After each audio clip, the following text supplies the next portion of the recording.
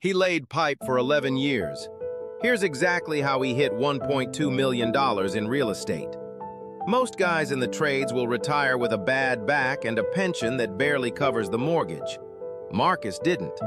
At 39, he owns 6 rental units, clears $8,400 a month in passive income, and still shows up to job sites because he wants to, not because he has to. This is how he got there. Starting from zero. No inheritance, no shortcuts. Rewind to 2009. Marcus is 24, fresh out of trade school, pulling in $19 an hour as an apprentice plumber in Columbus, Ohio. He's good with his hands, works hard, saves nothing. Every dollar he earns gets spent on rent, a truck payment, and weekends. Sound familiar? That was him for 3 years straight. Not broke, but not building anything either, just spinning his wheels. The shift happened at 27. His uncle, a retired electrician, bought a duplex in a working-class neighborhood for $68,000. Rented both units, covered his mortgage and then some. Marcus watched that happen from the outside and something clicked. His uncle wasn't a genius, wasn't lucky. He just bought a building, fixed it up himself, and let someone else pay down his debt. Marcus thought, I do this work every single day for other people's buildings. Why am I not doing it for mine? That question changed everything. But here's what holds most blue-collar guys back, and I'm not going to sugarcoat it. It's not the market. It's not the banks. It's not the economy. It's the 3 traps that keep skilled, hard-working men broke their entire lives. Trap 1 is lifestyle inflation. The moment money starts coming in, the truck gets upgraded. The apartment gets bigger. The weekends get more expensive. You start earning more and somehow saving less. Your income grows, but your net worth stays flat. Marcus fell into this for years. He watched guys at his company get raises and immediately sign new car leases. 15 years later, those same guys are still working overtime just to stay current on their payments.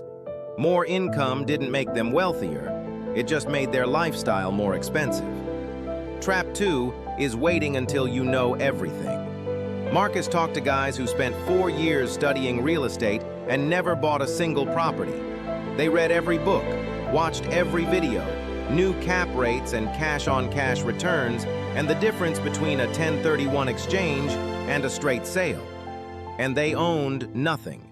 Knowledge without action is just a hobby. The market rewards buyers, not students. Trap 3 is thinking you need a lot of money to start. This one is the most dangerous because it feels true.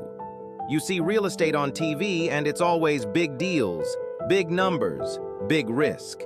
But Marcus's first property cost $71,000. He put down $14,200. He had that saved in 18 months by cutting one thing: eating out and drinking on weekends. Not forever, just long enough to stack his down payment. One sacrifice, one discipline, one move.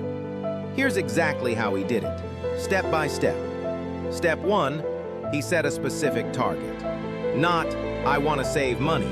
He said, I need $15,000 in 18 months. That's $833 a month. He looked at his budget and found it. Packed lunch, cut the bar tabs, picked up Saturday overtime when it was available. He didn't complain about it. He treated it like a job with a deadline. Step 2, he bought the ugliest house on a decent street. Not the nicest neighborhood, not the worst. A street where people took care of their lawns and the schools were okay.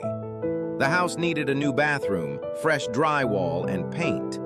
Marcus could do all of that himself. He spent $9,000 in materials and 8 weekends of his own labor. That house appraised for $97,000 6 months after he bought it. He built $26,000 in equity before his first tenant ever paid rent. Step 3, he rented it and repeated. His tenant covered the mortgage plus $340 a month in cash flow. It wasn't life-changing money yet, but it was the foundation. He took that $340 every month and put it in a separate account. Didn't touch it. 2 years later, Combined with more overtime savings, he had another down payment. Bought again. Same strategy. Ugly house, decent street, work it himself, rent it. Step 4. He leveraged what he knew.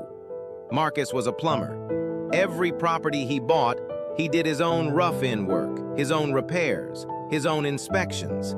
He saved tens of thousands in labor costs that other investors had to pay contractors.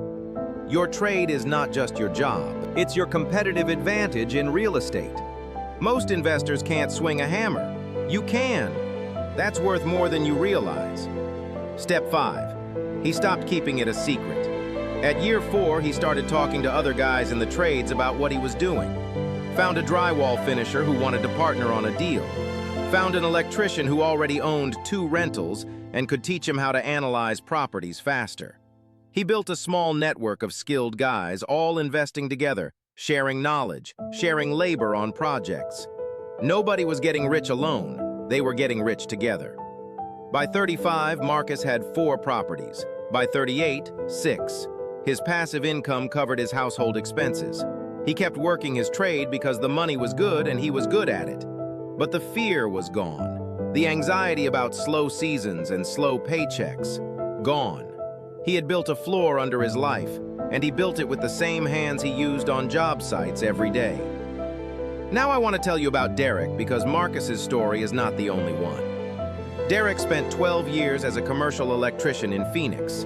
Same story, different zip code.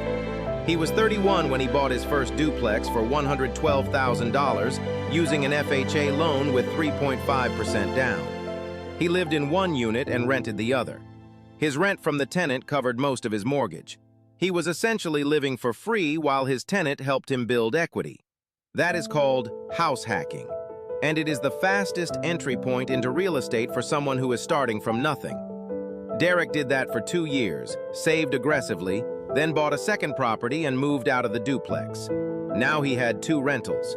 He repeated the house hack one more time at 34.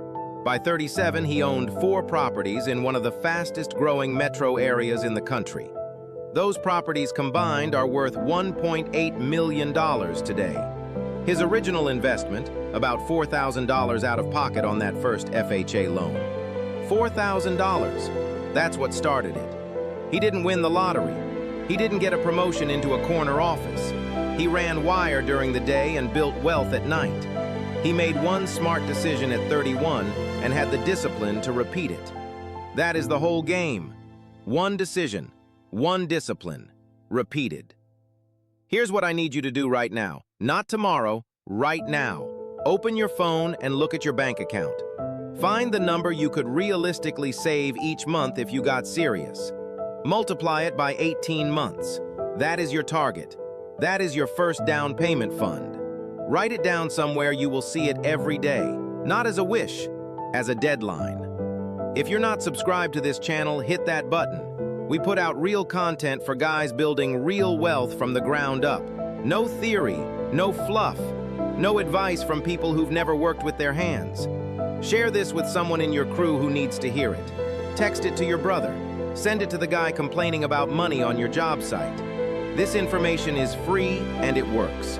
You already have the hardest part. You know how to work. Now, learn how to own. Stay locked in.